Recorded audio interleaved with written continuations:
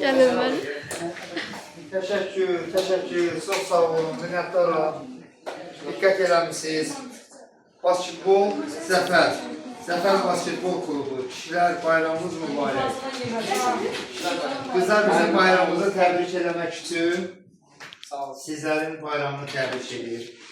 Bu gözəl münasibətə görə, gözəl diqqətə görə, Hülya xanım başta siz olmaqla bizim qızlarımızı təşəkkürümüzü bildiririk. Bizim bu komanda adından, klubun adından. Qızlar da bizim bu klubun bir üzvüdür, amma doğrudan da basketbol idman oyunu, kollektiv idman oyununun tərənnümüdür. Elə bir bu cür yoldaşlıq etmək, bu cür dostluq etmək, bu cür münasibət göstərmək. Sağ olun qızlar, təşəkkür edirəm. Var olasınız.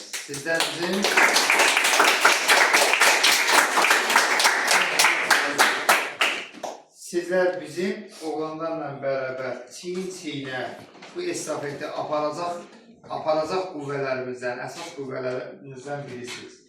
Doğrudan da bu oğlanlarla birgə oynamaq, onlarla birgə rəqabətdə olmaq cəsurluq tələb edir, igidlik tələb edir, ürək tələb edir və bu ürəkdə, bu cəsurluq da sizdə var.